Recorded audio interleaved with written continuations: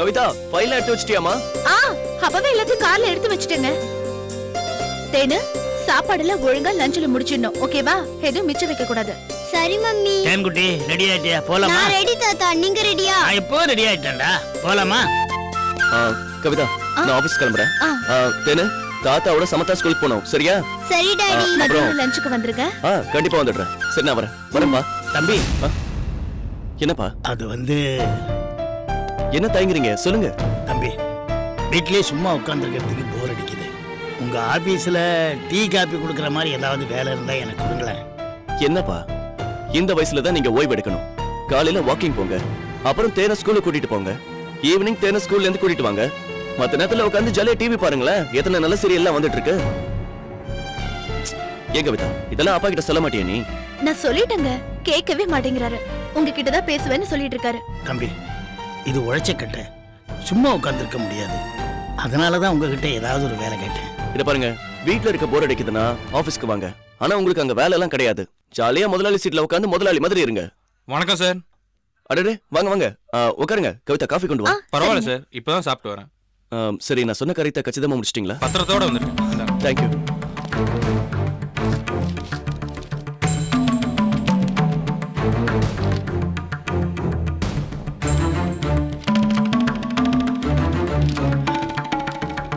இந்த கவிதா ஒரு சின்ன கிஃப்ட்.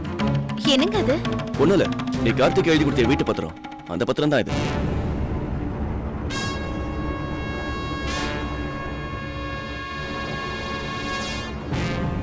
நான் அன்னைக்கே சொன்னலப்பா, கண்டிப்பா அந்த வீட்டை திரும்ப மீட்டு கொடுப்பேன்னு. அதான் இது. அது எப்படி தம்பி முடிஞ்சது? அது ஒண்ணும் இல்லப்பா, அண்ணாச்சி வச்சு 25 லட்சம் ரூபாய்க்கு பேசி முடிச்சு வீட்டை வாங்கிட்டேன்.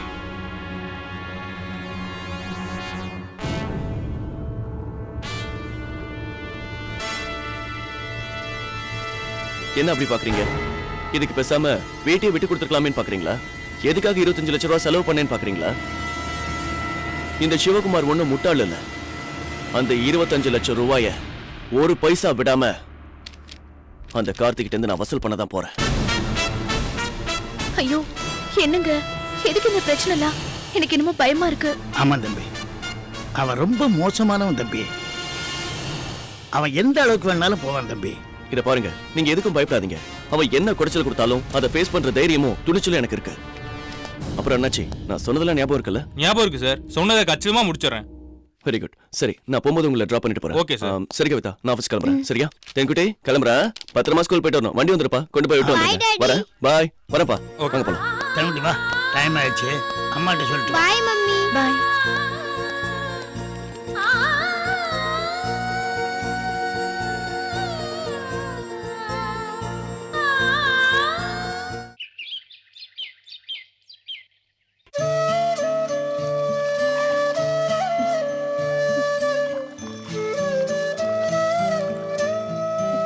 இதையாவது குடிமா.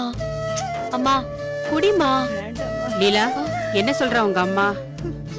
எவ்வளவு சொன்னாலும் கேட்கவே மாட்டேங்கிறாங்க அத்தை. புலம்பிக்கிட்டே இருக்காங்க. மருந்து மாத்திரை சாப்பிட மாட்டேங்கிறாங்க. பால் பிரெட் எதையுமே சாப்பிட மாட்டேங்கிறாங்க. ஹாஸ்பிட்டலுக்கு கூப்பிட்டாலும் வரதில்ல. அதான் உங்களுக்கு போன் பண்ணி வர சொன்னேன். இந்திரா குணமே அப்படித்தான். ஏதாவது ஒண்ணுன்னா குழந்தை மாதிரி அடம்பிடிப்பா. என்ன இந்திரா, பாவம் இந்த பொண்ணு. உன்னை நினைச்சு ரொம்ப கவலைப்பட்டு எனக்கு போன் பண்ணி வர சொல்லிருக்கு. இப்படி எதுவுமே சாப்பிடாம படுத்திருந்தா எல்லாம் சரியாயிடுமா?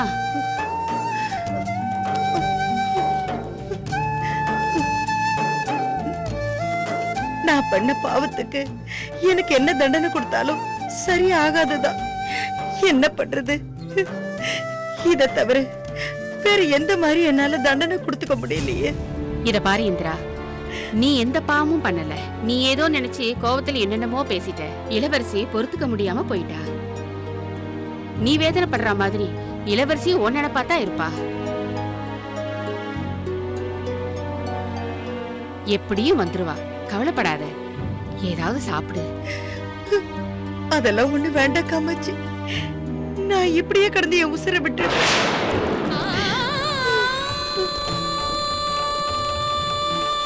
என்ன இந்திரா பேசுற நீ? பாரு, நீ பாத்துக்க வேண்டிய சின்ன பொண்ணு பொண்ணை பார்த்து அழுதுகிட்டு இருக்கு.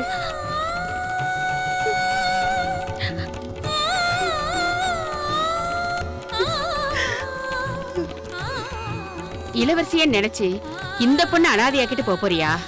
என் பொண்ணு எங்க அனாதையா அலையறாளோ தெரியலையே. என் பொண்ணோட இந்த நிலைமைக்கு நானே ஒரு காரணம் ஆயிட்டேனே. உலகத்துல எந்த தாயாவது பெத்த மகளுக்கு இப்படி ஒரு பாவத்தை பண்ணுவாளா?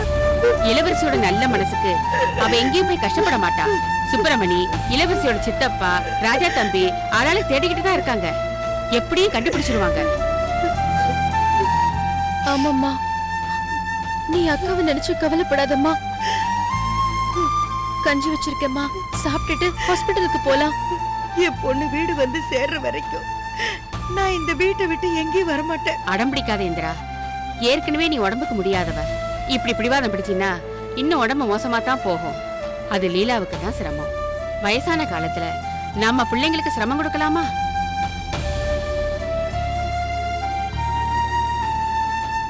லீலா, நீ போய் கஞ்சி எடுத்துட்டு வா. சரிங்க அத்தை. இந்திரா, வீணா மனசை போட்டு குழப்பிக்காத. எப்படியும் இளவரசி வந்துருவா, நீ கவலைப்படாம இரு.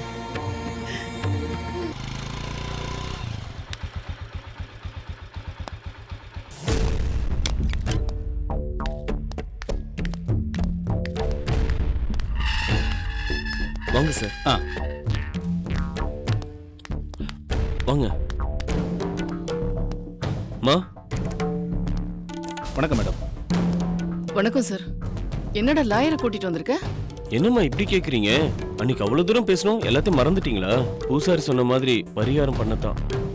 என்னடா சொல்ற?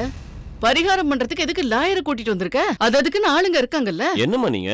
நம்ம கிரக தோஷத்துக்கு பரிகாரம் பண்ண போறோம், செஞ்ச பாவத்துக்கு தானே பரிகாரம் பண்ண போறோம். டேய், நான் உங்ககிட்ட ஏற்கனவே சொல்லிருக்கேன்ல, இந்த பாவம் பரிகாரம்னு பண சொத்தை எல்லாத்தையும் திருப்பி தர முடியாதுன்னு. மறந்துட்டியா? மா, நீங்க இப்ப பணத்தையோ சொத்தையோ திருப்பி தர வேண்டாம்.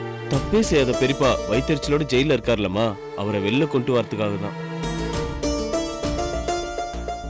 மத்தவங்களுக்கு நம்மளால பரிகாரம் பண்ண முடியலனாலும் நம்மளால பாதிக்கப்பட்ட சொந்தக்காரங்களுக்காவது பரிகாரம் பண்ணலாமா?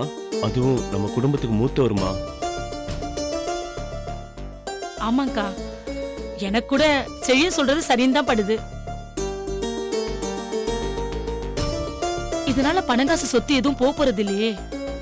அந்த பூசாரி சொன்ன மாதிரி ஒரு பரிகாரத்தை பண்ணி தான் பாத்துலாமே. என்னம்மா யோசிக்கிறீங்க? சின்னதா ஒரு கையெழுத்து போட்டா போதுமா? மத்ததெல்லாம் வக்கீல் சார் பாத்துப்பாரு. ஆமா மேடம், நீங்க கையெழுத்து மட்டும் போடுங்க. மத்த ஃபார்மாலிட்டிஸ் எல்லாம் முடிச்சிட்டு நானே ஒரு வெளியில கொண்டு வந்துடுறேன். சரி, நீங்க எல்லாரும் இவ்வளவு தூரம் சொல்றதுனால நான் கையெழுத்து போடுறேன். சார், அம்மா மனசு மாறதுக்குள்ள சீக்கிரம் கையெழுத்து வாங்கிடலாம். இந்தாங்க. எங்க சார்? இங்க.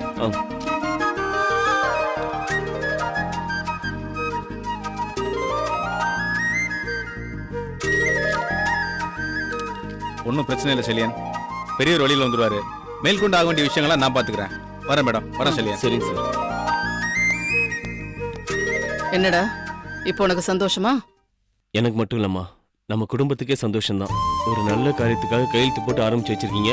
இனிமே நம்ம குடும்பத்துல இருக்க ஒவ்வொரு பிரச்சனையும் தீர்ப்பது பாருங்க. சரி, அதெல்லாம் இருக்கட்டும். உன் பிசினஸ் எந்த லெவல்ல இருக்கு?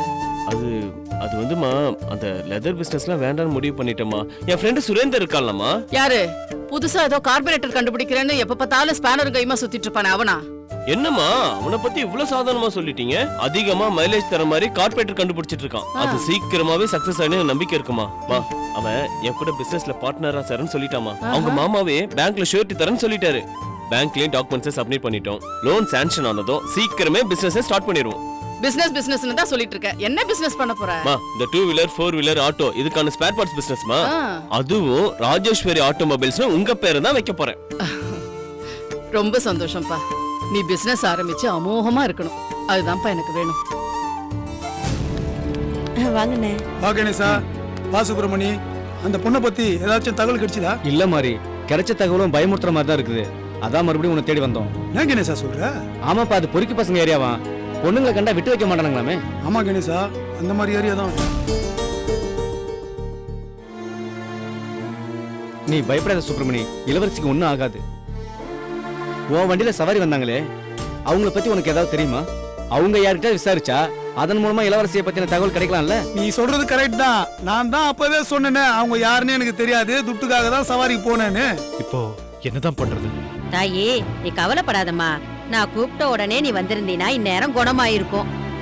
நீதான் யாரு என்னங்கிற விவரத்தை கூட சொல்லாம அடம் பிடிக்கிறிய. இப்ப கூட ஒண்ணும் கெட்டு போலமா. உன்னை பத்தின விவரத்தை என்கிட்ட சொல்லு. உன்னை கொண்டு போய் வீட்டுல விட்டுடுறேன். மடி ஏதாவது சொல்லுமா. இப்படி அமைதியா இருந்தா எப்படிமா?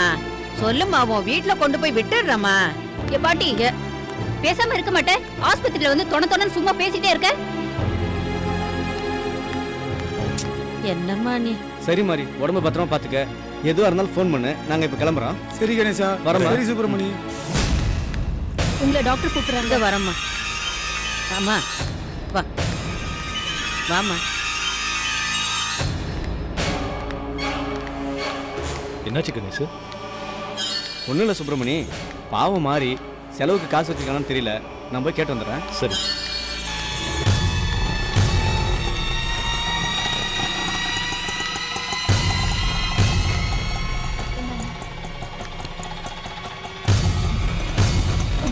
இங்க எதுக்குமா வரணும்? இல்லம்மா, நம்ம ரெகுலரா பாக்குற டாக்டர் இந்த ஹாஸ்பிட்டல் தான் டியூட்டில இருக்காரு. நீ வேற 2 நாளா சாப்பிடாம மயக்கம் போட்டு விழுந்துட்ட. அவருக்கு நான் ஃபோன் பண்ணேன், இங்கதான் இருக்கேன்னு சொன்னாரு. அதான் கூட்டிட்டு வந்தேன். வாமா. சரி.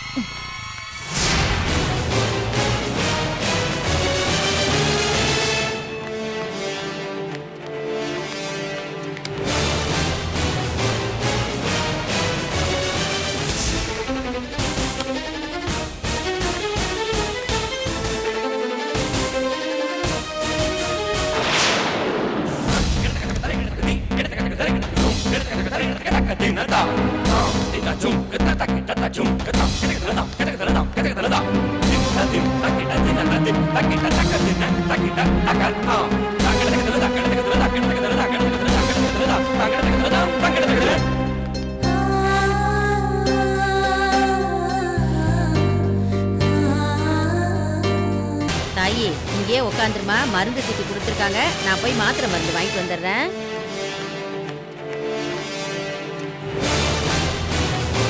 பாட்டி, யாருப்பா? நான் தான் அன்னைக்கு நீங்க வலிப்புல விழுந்து கிடந்தப்போ ஹாஸ்பிட்டல் கூட்டு போனேனே. நீயா தம்பி? என்ன மறுபடியும் ஆஸ்பத்திரிக்கு வந்திருக்கீங்க? மறுபடியும் ஏதாவது பிரச்சனை ஆயிடுச்சா?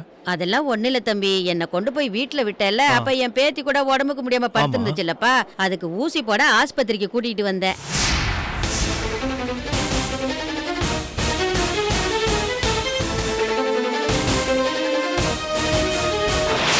ஆமா, நீ எதுக்குப்பா ஆஸ்பத்திரிக்கு வந்திருக்க? என்கிட்ட கோச்சுக்கிட்டு அவங்க அம்மா வீட்டுக்கு போன என் பொண்டாட்டி அங்கிருந்தும் கோச்சுக்கிட்டு எங்கேயோ போயிட்டா பாட்டி. என்னப்பா சொல்ற? அவளை வழியில பார்த்த என் ஃப்ரெண்டு இங்க ஆஸ்பத்திரியில் அட்மிட் ஆயிருக்காரு. அவர்கிட்ட விசாரிச்சா ஏதாவது விவரம் தெரியும் தான் நானும் என் ஃப்ரெண்டு இங்க வந்தோம்.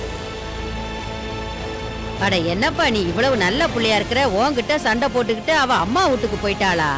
அவன் மேல எந்த தப்பும் இல்லை பாட்டி. தப்பெல்லாம் என் மேலதான். அப்படியா? என்னடா பாத்துட்டியா?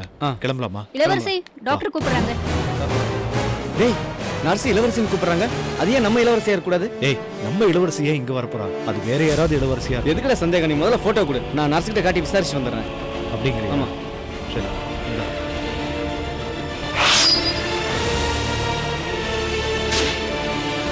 ஏன்பா இந்த போட்டோவில் இருக்கிற பொண்ணு? என் பொண்டாட்டி தான் பாட்டி. இவ்வளவு காணும்னு தான் தேடிட்டு இருக்கோம். அட என்னப்பா தம்பி, இந்த பொண்ணு 2 நாளா என் வீட்டுல எல்லாம் இருக்கு.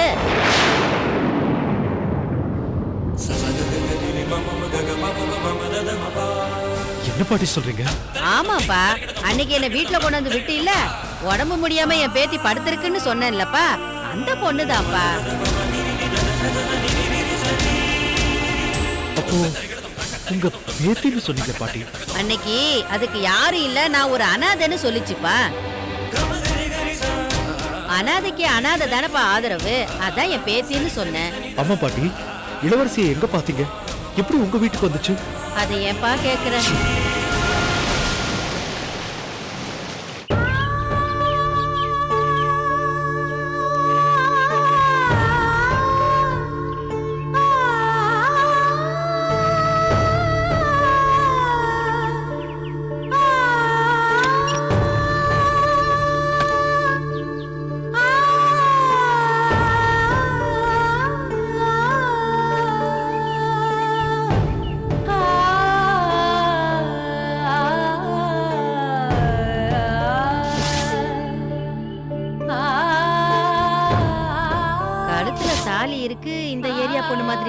தெரியலையே. அம்மாடியே அம்மாடியே அம்மாடியே மா மா ஏந்திருமா அம்மாடியே. யாருமா நீ இங்க வந்து படுத்திருக்கிற? சொல்லுமா, என்ன ஆச்சு சொல்லு. சொல்லுமா, நீ யாருமா? ஏன் இங்க வந்து படுத்திருக்க? சொல்லுமா, யாருமா? என்னம்மா ஆச்சு? இடிச்சுக்கதா அம்மா அம்மா அம்மாடி அம்மாடி அம்மாடி. என்னம்மா, உன்னை பார்த்தா நல்ல குடும்பத்து பொண்ணு மாதிரி தெரியுது. கழுத்துல வேற புது தாலி. என்னம்மா பிரச்சனை சொல்லுமா. இந்த ஏரியா பொண்ணு மாதிரி தெரியலையே. எந்த ஊர்மா நீ? யாருமா நீ? என்ன நடந்துச்சு? எதுக்குமா இங்க வந்து படுத்திருக்கிற? ஏமா இப்படி திரு திருன்னு முழிக்கிற? என்ன நடந்துச்சு சொல்லுமா. அம்மா, நீ ரொம்ப பயந்திருக்க போல இருக்குமா. அம்மா, டீ தண்ணிய குடிச்சிட்டு அதுக்கப்புறம் சொல்லுமா. வாமா, வா வாமா, வா வா.